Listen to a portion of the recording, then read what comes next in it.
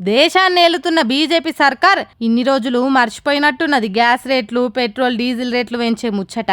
అంటే ఎప్పటికి పెంచుకుంటూ పోయి ఎన్నికలప్పుడు కొద్దిగా తక్కువ చేసినట్టు చేస్తుంది. మరి ఎన్నికలు అయిపోయి ఇన్ని రోజులు అవుతున్నది, ఎందుకు పెంచలేదంటే మర్చిపోయిందో ఏమో అనిపించింది గాని బాగానే గుర్తుపెట్టుకున్నది. కాకపోతే ఎన్నికల్లో 400కు ఎక్కువ సీట్లు వచ్చేది ఉంటే ఎంబటే ఆ పెంచుడు దంచుడు పని చేసుకోవచ్చు. కానీ జనం సావు తప్పి కన్ను లొట్టబోయింది అన్నట్టు చేసే వరకు జనంతో ఓపిక పట్టిండ్రు. లేకపోతే ఎన్నడో ప్రతి బండ మీద 100-200 పెంచి మనల్ని ముంచుదురు.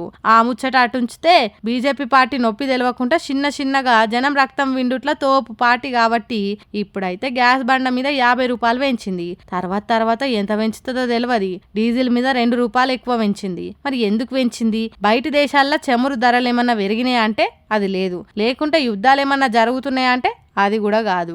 ఎందుకు పెంచిండ్రు అనేది వాళ్ళకే తెలవాలి. ఇక అయితే ఈడ ఇంకో ట్విస్ట్ ఏంటిదంటే రేట్లు పెంచింది గాని ఆ భారం ప్రజల మీద పడదట.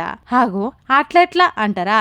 అది నన్ను అడగొద్దు, బండన్ననో లేకుంటే తొండన్ననో అడగాలి. 50 కిలోల బియ్యం బస్తా నెత్తి మీద పెట్టి నీకేం బరువు కాదంటే మనం అవునవును అనాలి. ఆ భారం పడకపోవుడేందో దాంట్లో ఉన్న మర్మం ఏంటిదో ఆ పాటోలకే తెలవాలి. అంటే బయట దేశం మొత్తంలా అందభక్తులే ఉంటారు. 500కు లీటర్ పెట్రోల్ అయినా కొంటాం అనేటోళ్ళే ఉంటారు అనుకుంటున్నారో ఏమో. సరే గాని పైసలు జేబులు నిండా నింపుకొని ఉండుండ్రి. సెంటర్ సర్కార్ కు రేట్లు పెంచాలి అనేది గుర్తుకొచ్చింది.